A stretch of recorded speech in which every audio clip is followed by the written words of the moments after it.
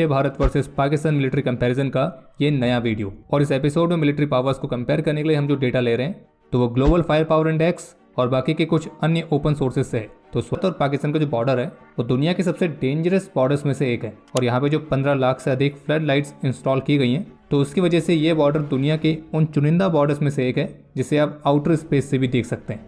और global fire power index rating के अनुसार भारत की मिलिट्री दुनिया की चौथी सबसे स्ट्रॉन्गेस्ट मिलिट्री है, जबकि स्ट्रेंथ के मामले में पाकिस्तान की मिलिट्री दुनिया में 7वां स्थान रखती है। और अगर आप दोनों देशों की पॉपुलेशन के रेशियो के हिसाब से देखेंगे तो आप ये पाएंगे कि दोनों देशों के मिलिट्रीज में सर्व करने वाले पर्सनल की स्ट्रेंथ में बहुत ज़्यादा अंतर तो नहीं है। इंडियन आर्म फोर्सेस में करीब 14,55,550 एक्टिव पर्सनल है, जबकि 11,55,000 रिजर्व पर्सनल है। वहीं अगर बात करें पाकिस्तान की तो पाकिस्तान में 6,54,000 एक्टिव पर्सनल है और 5,50,000 रिजर्व पर्सनल है। और संख्या के मामले में भारत दुनिया की सेकेंड लार्जेस्ट मिलिट्री है और जबकि पाकिस्तान संख्या के मामले में भी दुनिया में 7वें नंबर पर आता है। और एक इंटरेस्टिंग बात यह है कि global fire power index rating के अनुसार संख्या के मामले में पाकिस्तान की जो मिलिट्री है वो रशिया के मिलिट्री से ज़्यादा बड़ी है। अगर बात करें डिफेंस बजट की तो फाइनेंशियल ईयर 2023-24 के लिए भारत का डिफेंस बजट है 5.94 ट्रिलियन रुपीज़, जो कि डॉलर्स में होता है लगभग 74 बिलियन यूएस डॉलर्स। और अगर बात करें पाकिस्तान की तो वैसे तो पाकिस्तान की ओवरऑल अर्थव्यवस्था पूरी तरह से बिगड़ी हुई है, पूरा देश कंगाली की हालत में है, लेकिन इसके बावजूद भी पाकिस्तान के डिफेंस बजट में कोई कमी देखने को नहीं मिली है, उसमें हर साल बढ़ोतरी ही हुई है। और पाकिस्तान का करंट डिफेंस बजट है 1.8 बिलियन रुपीज़, डॉलर्स में हो गया लगभग 21 बिलियन यूएस डॉलर्स। और global fire power index rating के मुताबिक डिफेंस बजट के मामले में भारत का स्थान चौथे नंबर पर है, जबकि पाकिस्तान 29वें नंबर पर है। इन दोनों देशों की मिलिट्रीज में जो टोटल पर्सनल मौजूद हैं तो उनमें से कितने सर्विस के लिए बिल्कुल फिट हैं, तो इस मामले पर भारत की रैंकिंग है 2 और पाकिस्तान की रैंकिंग है 7, यानी कि इंडियन मिलिट्री की जो ट्रूप्स हैं तो वो सर्विस के लिए ज़्यादा फिट है एज़ कम्पेयर टू पाकिस्तान। अगर बात करें एयर पावर की तो भारत के पास टोटल एयरक्राफ्ट हैं 2210, जबकि पाकिस्तान के पास है 1413। और इसमें से भारत के फाइटर एयरक्राफ्ट की संख्या है 577 और पाकिस्तान के फाइटर एयरक्राफ्ट की संख्या है 363, यानी कि 363। और इसमें से fighter aircraft, dedicated attack aircraft, transport aircraft, trainers, special mission aircraft और एरियल टैंकर्स, तो इन सभी के मामलों में भारत की संख्या पाकिस्तान के एयरक्राफ्ट से ज़्यादा है। लेकिन अगर बात आएगी हेलीकॉप्टर्स की तो ग्लोबल फायर पावर इंडेक्स के मुताबिक भारत के पास है 36 अटैक हेलीकॉप्टर्स, जबकि पाकिस्तान के पास है 58 अटैक हेलीकॉप्टर्स, यानी कि अटैक हेलीकॉप्टर्स की संख्या के मामले में पाकिस्तान भारत से आगे है। अगर बात करें लैंड पावर की तो भारत के पास करीब 4,614 टैंक्स हैं, जबकि पाकिस्तान के पास है 3,742 टैंक्स। भारत के पास है 1,0882 आर्मर्ड व्हीकल्स, पाकिस्तान के पास है 77,771। अगर बात करें सेल्फ प्रोपेल्ड आर्टिलरी की तो भारत के पास है 140, लेकिन पाकिस्तान के पास है 1225। टोड आर्टिलरी के मामले में भारत के पास है 3,311, पाकिस्तान के पास है 3,345। और जबकि मोबाइल रॉकेट आर्टिलरी के मामले में भारत के पास है 1,500 और पाकिस्तान के पास है 1,838, यानी कि लैंड पावर में पाकिस्तान के पास आर्टिलरी के मामले में भारत से ज़्यादा बढ़त है। और अगर बात करें नेवल पावर की तो इंडियन मिलिट्री की नेवी की जो स्ट्रेंथ है वह है करीब 295, जबकि पाकिस्तानी नेवी की है 114। भारत के पास अभी करंटली 2 एयरक्राफ्ट कैरियर्स हैं और दोनों ही ऑपरेशनल हैं, जबकि पाकिस्तानी नेवी के पास एक भी एयरक्राफ्ट कैरियर नहीं है। भारत के पास टोटल 18 सबमरीन्स हैं, जबकि पाकिस्तान के पास केवल 9 सबमरीन्स हैं। और भारत के सबमरीन फ्लीट में nuclear powered ballistic missile submarine भी आती है, जबकि पाकिस्तानी नेवी के पास कोई भी nuclear powered ballistic missile submarine नहीं है। लेकिन पाकिस्तान के पास मिजेट सबमरीन्स हैं, जबकि भारत के पास कोई भी मिजेट सबमरीन्स नहीं है। इसके अलावा भारत के पास करीब 11 डिस्ट्रॉयर्स हैं, 12 फ्रिगेट्स हैं, 19 कॉर्वेट्स हैं और 138 पेट्रोल वेसल्स हैं, जबकि पाकिस्तान के पास 2 डिस्ट्रॉयर, 6 फ्रिगेट, 2 कॉर्वेट और 48 पेट्रोल वेसल्स हैं। वहीं एक तरफ जहां इंडियन नेवी के पास एक भी माइन वॉरफेयर शिप नहीं है, जबकि पाकिस्तान के पास इस तरह की 3 शिप्स हैं। अगर बात करें एवॉक्स सिस्टम्स की तो भारत के पास टोटल 5 एवॉक्स प्लेटफॉर्म है, जबकि पाकिस्तान के पास 11 एवॉक्स प्लेटफॉर्म है। और अगर बात करें यूएवीज की फ्लीट की तो इस मामले पर पाकिस्तान का भारत के ऊपर एक एडवांटेज है, और वो ये कि पाकिस्तान के पास टर्की के बैरक्टर अकिंची, TB2 और चीन के विंगलुंग 2 जैसे UCAVs हैं, जबकि भारत के पास एक भी UCAV नहीं है। हालांकि हाल ही में इसराइल से हेरन मार्क 2 UAVs को लिया गया है, जिनमें स्ट्राइक करने की कैपेबिलिटीज़ भी हैं, लेकिन फिलहाल अभी उनको वेपन्स के साथ इक्विप नहीं किया गया और वो भी संख्या में केवल 4 ही हैं। बाकी अपनी UCAVs की फ्लीट को बढ़ाने के लिए अमेरिका के साथ ऑलरेडी 31 प्रेडेटर ड्रोन्स की डील पर काम चल रहा है और भारत अपना खुद का घातक UCAV भी विकसित कर रहा है। तो अगर ओवरऑल संख्या के हिसाब से देखा जाए तो मैन पावर, एयर पावर और नेवल पावर के मामले में भारत पाकिस्तान से आगे, लेकिन लैंड पावर के मामले में पाकिस्तान के पास भारत से ज़्यादा बढ़त है। और जबकि global fire power index rating का डेटा ये भी दिखाता है कि साल दर साल जहां एक तरफ इंडियन मिलिट्री की स्ट्रेंथ बिल्कुल स्टेबल रही है और इसमें कोई बहुत ज़्यादा उतार चढ़ाव नहीं देखा गया है, वहीं पाकिस्तान मिलिट्री की स्ट्रेंथ में हर साल ग्रोथ देखी गई है। हालांकि अगर आप उसे भारत से कंपेयर करते हैं तो वो भारत से फिलहाल अभी कमी है। तो ये तो हो गया कंपैरिजन क्वांटिटी के हिसाब से।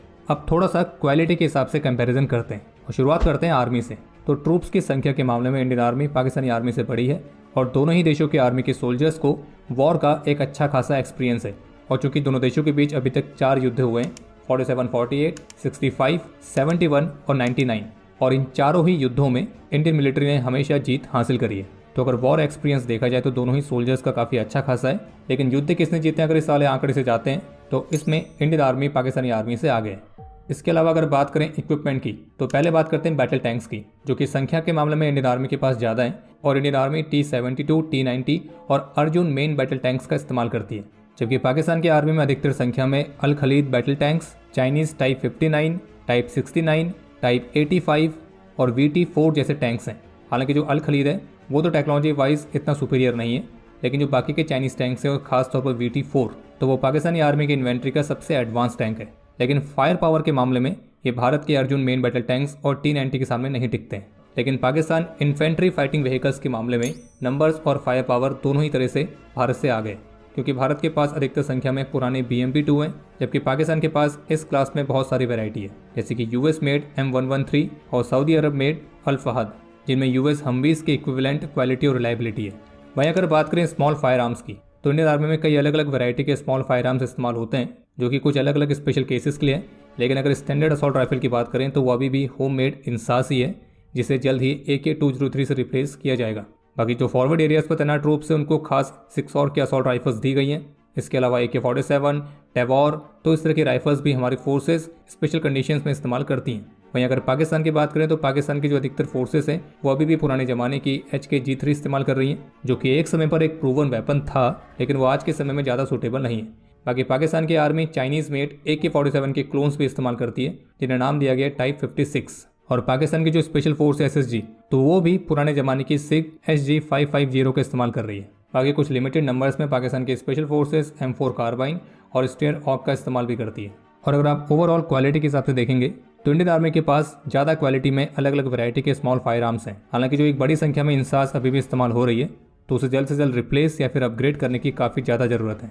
इसके अलावा अगर बात करें आर्टिलरीज की तो पाकिस्तान अधिकतर चाइनीज़ आर्टिलरी सिस्टम्स का ही इस्तेमाल करती है, जिसमें चाइनीज़ A100 300 mm के multiple launch rocket system, BMP-21 grades, 155 mm की M109, M110 और 155 mm के टर्किश पेंटर्स के मॉडर्न टच के साथ टाइप 59, 86 और 54। तो ये कुछ प्रमुख आर्टिलरीज पाकिस्तान की सर्विस में मौजूद हैं। वहीं अगर बात करें भारत की तो भले ही क्वांटिटी में भारत पाकिस्तान से पीछे हो जाए, लेकिन जब बात आएगी क्वालिटी की तो उसका कोई मैच नहीं है, क्योंकि भारत के पास है home made Pinaka multi barrel rocket launcher systems, K9 Vajra T, Bofors जिसने कारगिल युद्ध में भी अपने आप को साबित किया था, M777 और स्वीडिश FS-77। और अगर इन दोनों देशों के आर्टिलरीज की रियल फाइटिंग कैपेबिलिटीज को आप देखेंगे तो इंडियन आर्मी के पास ज़्यादा लंबा एक्सपीरियंस और मॉडर्न वॉरफेयर के एंगेजमेंट और ट्रेनिंग के लिए ज़्यादा अपॉर्चुनिटीज़ हैं। और भारत के ग्राउंड पर्सनल और weapon system, perfection, accuracy, reliability और ट्रेनिंग, तो इन सब का एक परफेक्ट मिक्सचर है जो कि अपनी एडवर्सरी को ओवर पावर करने में सक्षम है। तो ये आप कह सकते हैं कि यहाँ पे भारत के पास क्लियर एक विजुअल एडवांटेज है। अगर बात करें मिसाइल सिस्टम्स की तो भारत के पास अग्नि 5 जैसे न्यूक्लियर पावर्ड बैलिस्टिक मिसाइल से लेकर ब्रह्मोस जैसी एडवांस सुपरसोनिक क्रूज मिसाइल है। हालांकि पाकिस्तान के पास भी मिसाइल्स की कई सारी वैरायटीज़ हैं, और जिसमें पाकिस्तान के शाहीन बैलिस्टिक मिसाइल से लेकर उनकी Babur 3 submarine launch anti ship और एंटी सरफेस गाइडेड मिसाइल्स तक आती हैं। लेकिन भारत के पास जो सबसे लॉन्गेस्ट रेंज की मिसाइल है वो है अग्नि 5, जिसकी रेंज ऑफिशियली बताई तो 5000 किलोमीटर गई है। लेकिन कई सारे एक्सपर्ट्स ये मानते कि ये अग्नि 5 की रियल रेंज नहीं है, बल्कि अग्नि 5 की एक्चुअल रेंज करीब 8000 किलोमीटर तक है। तो पाकिस्तान की सबसे लॉन्गेस्ट रेंज की मिसाइल है शाहीन 3, जिसकी रेंज है 2750 किलोमीटर। और चूंकि पाकिस्तान के अधिकतर मिसाइल सिस्टम्स चाइनीज़ हैं और जबकि भारत के अधिकतर स्वदेशी हैं, तो made in India versus made in China में कौन बेस्ट है तो वो तो आप खुद ही डिसाइड कर सकते हो। बाकी जहां भारत के पास कुछ ऐसी मिसाइल्स भी हैं जो कि पूरे पाकिस्तान को कवर कर सकती हैं, वहीं पाकिस्तान के पास भी कुछ ऐसी मिसाइल्स हैं जो भारत के प्रमुख स्थानों को टारगेट कर सकें। लेकिन भारत के पास एक बड़ा एडवांटेज है S-400 एयर डिफेंस सिस्टम और स्वदेशी BMD सिस्टम के रूप में, और पाकिस्तान के पास कोई भी एडवांस एयर डिफेंस सिस्टम नहीं है। यानी कहने का मतलब है कि पाकिस्तान हम पे हमला कर सकता है, लेकिन हम उस हमले को काउंटर करने की ज़्यादा अच्छी पोजीशन पर हैं, जबकि अगर भारत पाकिस्तान पर हमला करता है तो पाकिस्तान के पास उसको काउंटर करने के लिए ऐसा कोई भी रिलायबल एयर डिफेंस सिस्टम नहीं है। हालांकि पाकिस्तान ने चीन से HQ-9 जैसे एयर डिफेंस सिस्टम्स लिए हैं, तो इसका अंदाजा तभी हो गया था जब भारत से एक बार मिसाइल गलती से लॉन्च होकर पाकिस्तान में चली गई थी और पाकिस्तान के HQ-9 सिस्टम उसे डिटेक्ट तक नहीं कर पाए थे। बाकी मिसाइल पावर में भारत के पास एंटी सैटेलाइट मिसाइल्स भी हैं, जबकि पाकिस्तान के पास इस तरह की कैपेबिलिटी वाली कोई भी मिसाइल नहीं है। बाकी अगर बात करें न्यूक्लियर पावर की, तो दोनों ही देश एक न्यूक्लियर पावर्ड स्टेट हैं और सिप्री के डेटा के मुताबिक पाकिस्तान के पास है करीब 170 न्यूक्लियर वॉरहेड्स, जबकि भारत के पास है 164 न्यूक्लियर वॉरहेड्स। लेकिन अगर बात आएगी न्यूक्लियर वॉरहेड्स को डिलीवर करने की, तो भारत हवा, पानी, जमीन किसी भी जगह से इन वॉरहेड्स को डिलीवर करने में सक्षम है। और कुछ आंकड़े ये भी बताते हैं कि भारत के जो न्यूक्लियर वेपन्स हैं तो उनकी एक्यूरेसी पाकिस्तान के वेपन्स की तुलना में ज़्यादा है। बाकी Bharat no first use policy को फॉलो करता है, यानी कि भारत कभी भी किसी दूसरे देश पर पहले न्यूक्लियर अटैक नहीं करेगा। लेकिन इसका मतलब ये भी है कि अगर कोई दूसरा देश भारत पर न्यूक्लियर अटैक करेगा तो भारत के पास वो कैपेबिलिटीज़ भी है तो वो दोबारा से उस देश पर न्यूक्लियर स्ट्राइक कर सके।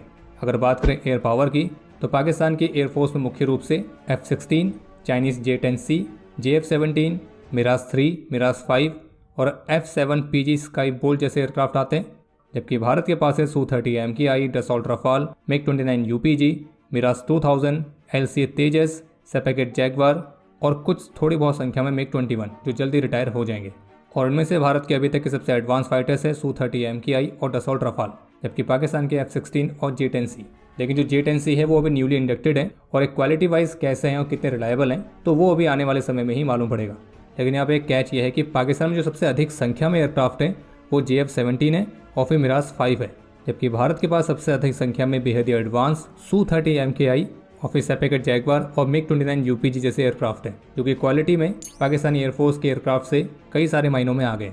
बाकी पाकिस्तानी एयरफोर्स का सबसे बेस्ट एयरक्राफ्ट है F-16, जो कि पूरी दुनिया में फेमस है और पुराना होने के बावजूद भी ये अभी भी वैल्यू रखता है। हालांकि USA ने पाकिस्तान के F-16 को अपग्रेड करने के लिए ऑलरेडी अप्रूवल दे दिया है, लेकिन पाकिस्तान के एयरफोर्स के पास एडवांटेज है ज़्यादा अटैक हेलीकॉप्टर्स का, जो कि भारत के पास फिलहाल अभी कम है। लेकिन पाकिस्तान के फ्लीट में जो अटैक हेलीकॉप्टर्स हैं तो उनमें Mi-24 और AH-1 कोबरा आते हैं। हालांकि पाकिस्तान ने टर्की से भी T-129 अटैक हेलीकॉप्टर्स के लिए ऑर्डर्स प्लेस किए थे, लेकिन बहुत सारे अलग अलग कारणों के चलते अभी तक उस डील का कोई फ्यूचर नहीं दिखा है, तो इसलिए हम इसमें Mi-24 और AH-1 कोबरा को ही देखेंगे। जबकि भारत की फ्लीट में जो अटैक हेलीकॉप्टर्स हैं वो हैं world famous Apache attack helicopters, Rudra helicopters और सबसे अधिक ऊंचाई तक ऑपरेट करने वाला दुनिया का पहला अटैक हेलीकॉप्टर LCH प्रचंड। और क्वालिटी वाइज ये पाकिस्तान के अटैक हेलीकॉप्टर्स की तुलना में कहीं ज़्यादा सुपीरियर है। बाकी अगर बात करें नेवल पावर की, तो उसमें कोई डाउट नहीं है कि भारत की जो नेवल पावर है वो पाकिस्तानी नेवी से कहीं ज़्यादा एडवांस है और वो क्वालिटी और क्वांटिटी दोनों ही मामलों में आ गए। अगर बात करें पब्लिक ओपिनियन की, तो पाकिस्तानी मिलिट्री का जो पब्लिक ओपिनियन है वो बहुत ही ज़्यादा कॉम्प्लेक्स है। पाकिस्तान की आज़ादी के शुरुआती दिनों में जो पाकिस्तान की मिलिट्री थी वो पाकिस्तान के एक नेशनल प्राइड का सिंबल हुआ करती थी, लेकिन धीरे धीरे पाकिस्तानी मिलिट्री के जो टॉप लेवल के जनरल्स हैं, जो टॉप ब्रास हैं, उनके करप्शन, उनके ईगो और उनके नापाक इरादों के चलते पाकिस्तानी मिलिट्री की जो रेपुटेशन है वो धीरे धीरे पूरी तरह से ख़राब होती गई। और जिस तरह से पाकिस्तान की मिलिट्री हमेशा से ही पाकिस्तान की डोमेस्टिक पॉलिटिक्स में हस्तक्षेप करती रही है, तो उसकी वजह से भी पाकिस्तान की मिलिट्री की जो रेपुटेशन है वो पाकिस्तान के अंदर ही अच्छी नहीं है। और ये हर कोई अच्छी तरह से जानता है कि पाकिस्तान में पाकिस्तान की मिलिट्री ही बैकडोर से पूरे स्टेट को कंट्रोल करती है और डीप स्टेट के हिस्से में बनी रहती है।